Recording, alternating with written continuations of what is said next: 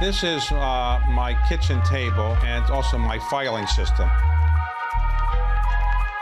Over much of the past 3 decades, I've been an investor. The highest calling of mankind, I've often thought, was private equity. And then I started interviewing. While I watch your interviews, I know how to do some interviewing. I've learned in doing my interviews how leaders make it to the top.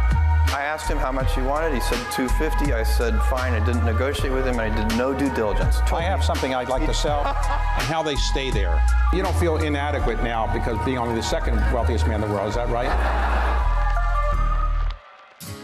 Michele Kang came to the United States to get her education. She's a native of South Korea.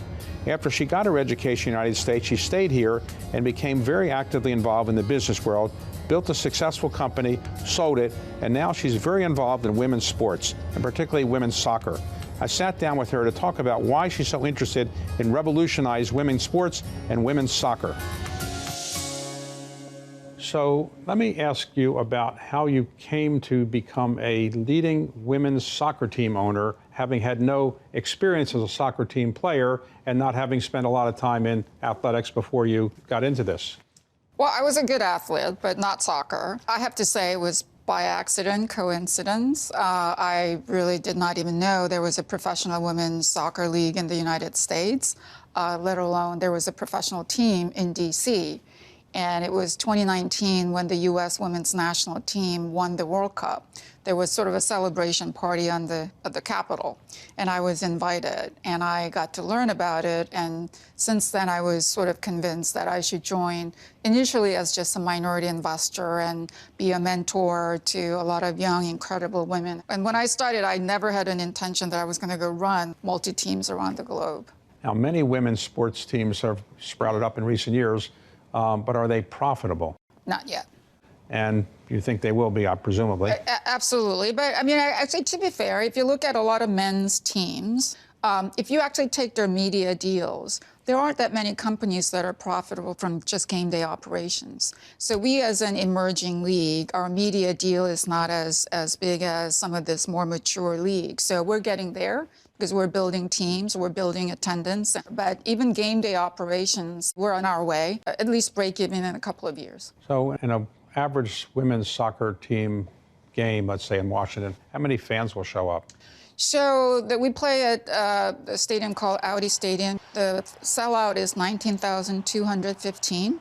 Last 2 games, which were quarterfinal and semifinal of the playoffs, we sold out. And then exceeded this sellout because we had standing room only. How many women are on the team? 25 or 26, yeah. They come largely from America? It used to be, because in the U.S. especially, we had a draft system. So the typical path would be you play high school, local academy or clubs, and then you go to college and scholarships, hopefully, and then you get drafted from the college system. But now it's booming everywhere. Clearly in Europe, it's pretty significant. So there are a lot more player movement. So we now have pretty significant international players, but every team is limited to 7 international players. So I know from owning a sports team that owning one team takes a lot of energy and time. Tell me about it, yeah. So you decided after you bought the Washington Spirits to buy some other soccer teams. So you bought stakes in a team in England, is that right? Yes. I bought a team called London City Lionesses, and that is the only one of the 2 teams in the entire, potentially Great Britain, that are independent. 99% of the teams in Europe are part of the men's team. But this is one of the only 2 teams that was independent. So now you have 2 soccer teams, one in England and one in the United States. So I would think for most people that might be enough, but you decided to buy a team in France as well? Yes. Olympique Lyonnais Feminine is actually the best women's team in the history of women's football. In terms of how many trophies the team has won, they are the 8 times champions of the Pan-European League. And I can't even count how many times they won the French domestic league, the most successful team. Okay, so now you have this team, the French team, the English team, you have the American team, and then you now have minority stakes in male soccer teams as well? Yes. And which ones do you have? So Crystal Palace and in England and Olympic Lyonnais men's team as well. Okay, so now you have 5 But soccer it's a teams. passive, and that one is passive All right, you have investment. 3 that you control. Correct. And actively manage. Actively managed. As if that wasn't enough, you want to get into the sportswear and shoe part of soccer as well? There are reasons why women's football or women's sports have been somewhat behind than men's sports. There are a lot of key elements that would make any sport successful were not present. So for example, if you look at women's teams, as team sports, their training manuals are borrowed from men's training manuals. There's no independent training manuals designed and developed for women. While women's body is not the same as men. There's hormone, nutrition, sleep, they all work differently. And women are 7-8 times more likely to get an ACL injury than men. But we train exactly the same way we train men. So there has to be investment in understanding female body, and especially with the hormone, the period, how do they impact female athlete performance? 94% of all science and medical research on athlete performance is dedicated to men. And the other 6% is not dedicated to women, it includes women, right? So there's just absolute lack of investment. So that has to be done. Now, I am crazy and ambitious, but I can't invest if I have only one team. You talk about profitability and the size of the revenue. You cannot afford that level of investment, which is absolutely necessary. You can't do it if you own just one team. But if you have multi-teams, then you can centralize some of the resources and do it once and make it available to everyone. If you think about global scouting capabilities, each team doesn't have to build global scouting everywhere. You just go watch one game and you don't need to send 5 people to watch the same thing. So there are some things that you can build centrally that you can actually put the necessary level of scale, investment. You can't just buy teams and invest in teams, build training center and stadiums, and you think that actually that's going to advance the women's football. For example, the cleats, the boots. So they basically take men's shoes, men's boots, and then make it a little narrower and a little shorter and pink it. Well, apparently I'm told, I'm not a scientist, the weight distribution when women run is very different than men. Our arches are a little different than the men. So the boots are one of the contributing factors for female injuries. So you need to invest in that. We don't get enough media attention, right? Women's sports. There is a media company that specializes, that covers only women's sports. So I'm investing in those things because the entire ecosystem has to move together, not just the teams. Was anybody from Korea called up and said, we have some female soccer teams here and we'd like you to buy one? Nothing yet. Nothing yet. But your ultimate plan with respect to what you're doing in sports is to either buy more teams or to just grow the value of the teams. What is your ultimate game plan? Yeah, so I think there's sort of a multi-step. I want to professionalize women's sports, right? I don't want people to think that somehow women's sports is a charity or a corporate DEI project. This is a legitimate entertainment product, and it is a business that is going to be profitable, break-even profitable, and enterprise values and so forth. So I want people to take the women's sports seriously. So I'm on a mission to prove that women's sports is a good business, right? And that comes from professionalizing it and investing in it.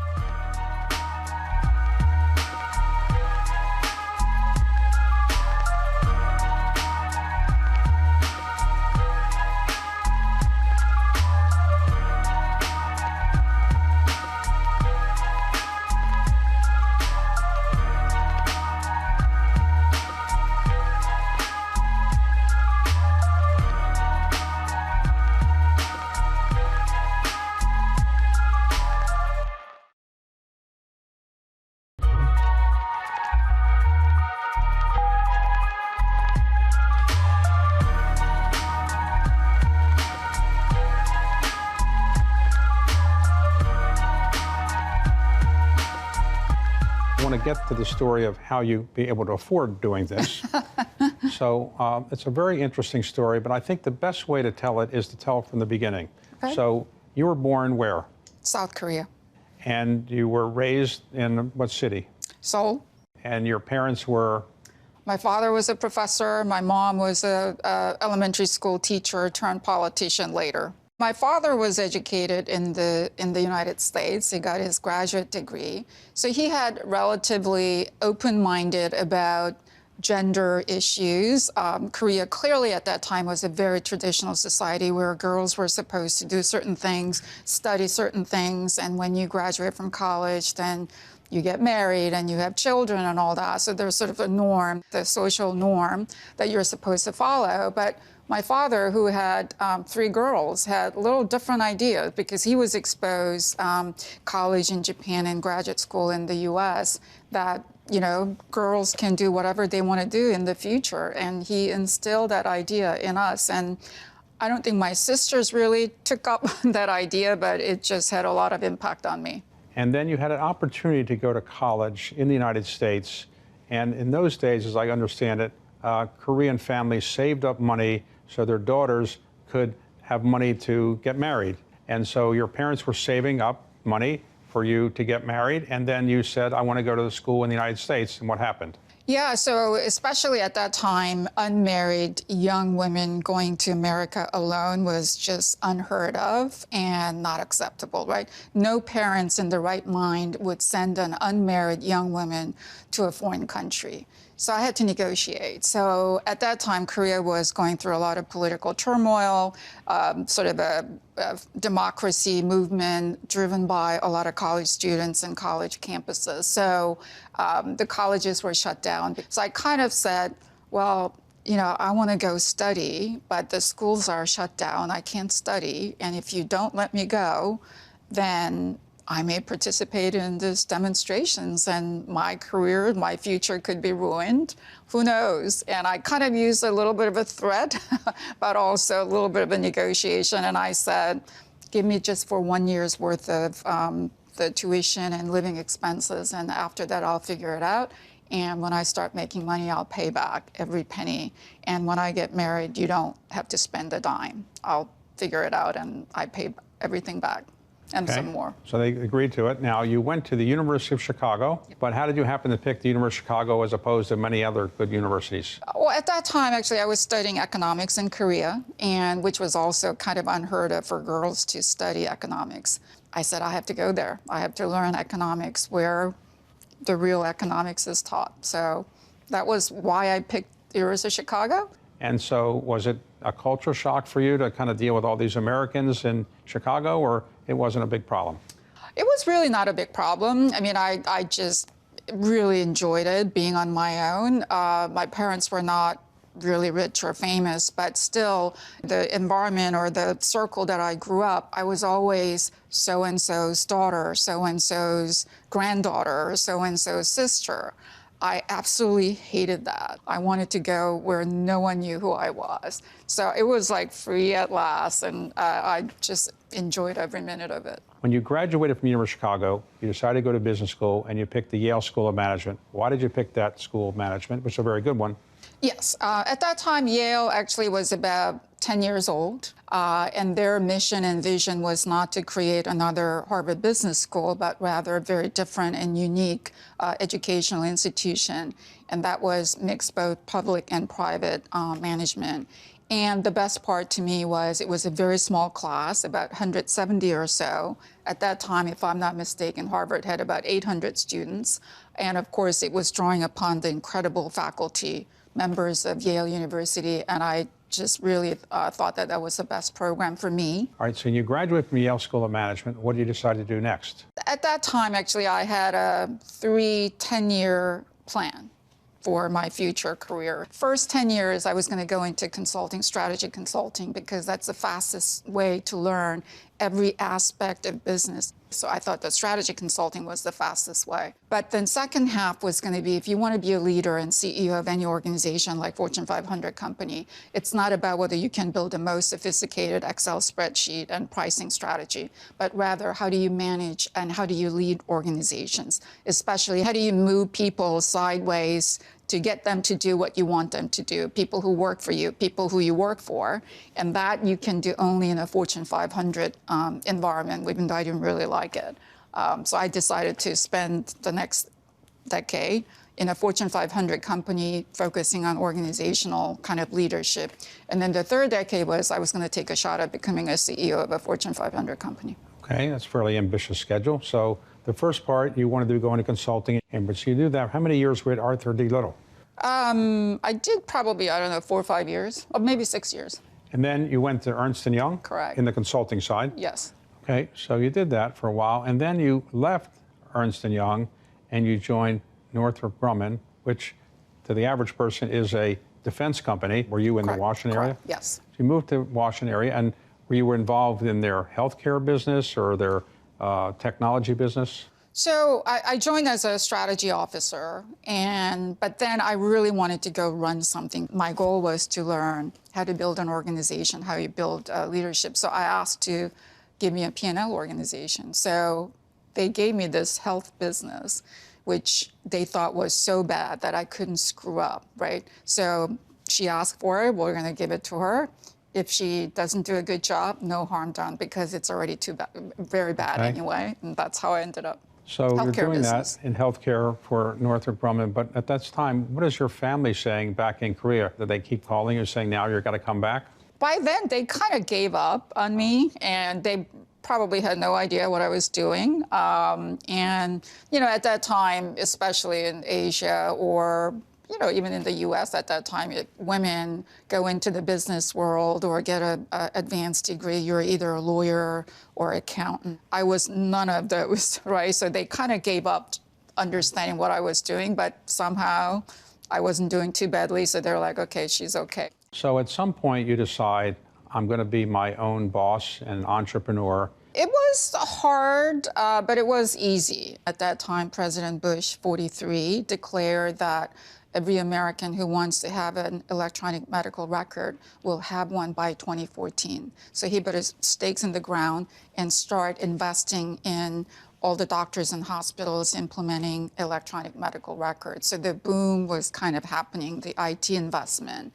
And when you're in the middle of that, you get that bug and you can see like how the dots could be connected. Whenever you start a company, you have to get some capital to pay people and so forth. So where did your capital come from? So I certainly had offers, but you know, I've been saying this to a lot of people as well, that I did not take any external capital. I literally bootstrapped. I think if I took external capital, if I were them, I would not have let me take the kind of risks that I took. So I knew that, so I didn't want to do that to them. The name of the company was what? Cognosante. And what does that mean? So that means that you know something about healthcare. Okay. Santé means health in French. So you were doing consulting in effect or helping companies in the healthcare world. Ultimately, it reduced the cost and improved the care and so forth, but using technology. Every doctor you visit, if you want to get a second opinion, you have to go get your MRIs and X-rays all over again for various reasons, because it's different hospital systems, insurance purposes and all that. But if you can have actually interoperable IT system where all this, whether it's a picture or doctor's notes, could be shared in real time or in electronic form, you don't have to take another MRI. So it's a really efficient flow, electronic flow of medical records, pictures, prescriptions and all that, so interoperability. What year did you start your company? Technically 2008, right before the market crashed, yes. Okay, 2008. And then you sold it last year in 2024 to Accenture, I think it was. Yes. So you sold it, walked away. You started a company called Kaniska. Yes. Can you tell us what that does? Yeah, so that's the globally first multi-club organization that includes only women's soccer team or football teams. There are a lot of examples on the men's side, City Football Group, Red Bull, Redbird, all that, but this is the first on women's side. And as we've been talking about, I own now multiple teams, and I wanted to kind of create that synergy and economies of scale and scope. So it's the first in the world, and it's named after a Spartan princess who lived in BC 300 plus years. She was a princess, very much into horseback riding. And she wanted to compete in the Olympics. And the chariot racing was an Olympic game, but women were not allowed to compete. Instead of complaining, she found out a loophole, which was, at that time, chariot racing, the medals were awarded not to the racers, but to the owners of the horses. And she went out and hired a whole bunch of male chariot racers and had them compete, and she won 2 gold medals. So do you get as much pleasure out of what you're doing in soccer as you did in building your company? Yeah, I think it's probably a little different, but yes, I'm enjoying it. Although I have to say, every weekend I have to watch just about, even though seasons are not quite the same and they're not quite aligned, but every weekend when all 3 teams watch, I don't think I'm going to live up my natural lifespan, because every weekend I have to watch 3 games and just like nail biting. You need to have faith in something that you believe in when no one else is believing in it, and that's the time to go in, as opposed to when everyone else says this is the greatest thing.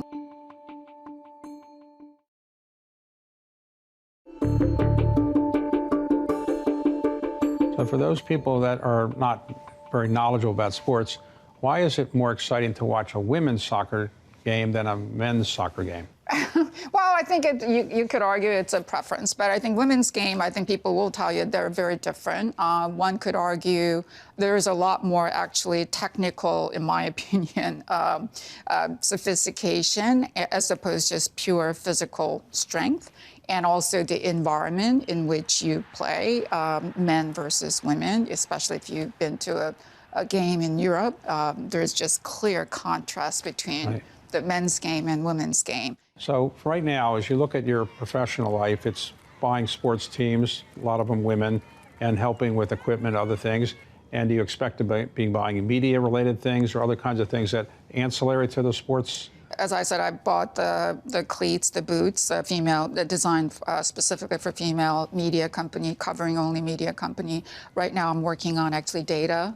So all the tools for the coaches and the technical staff and all that. So using, of course, AI, but so data, which is also my background. So I'm investing in some of those type of things, but ecosystem has to go in together. So I'm investing in that as well. Now, people come to me all the time now and say, if you bought a sports team, maybe you'll buy this team or that team. And I get a lot of offers in the women's sports area. So should I invest in volleyball, softball, ice hockey?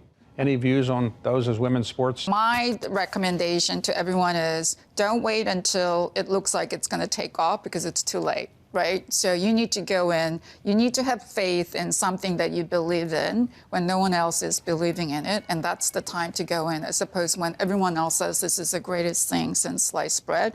And would you encourage other women to get involved in women's sports as owners? Absolutely. And I think that's one of the things that I'm hoping to achieve while I'm investing, that if you look at actually even women's sports right now, especially in the U.S., quite a few women have come in. So any more plans, anything else you want to do with your professional career at this point? You've got sports teams, you've built a great successful company, you're involved in philanthropy. I think I've got my hands full, and so this is all work in progress, right? So I want to make sure that this is a legitimate, real business that's not charity. That means that there's going to be significant revenue stream and break even and all that, and business discipline. So I'm in that process, also investing in women's health and women's performance, all that. So all the different aspects, and I'm doing that also because there are just so many female successful people with lots of money and resources. I want them to all join. Tell me, are you ever tempted to go try to start another company like Cognosante? No. Or, no, you're done with that. I'm done. Okay. I don't look back, I look forward.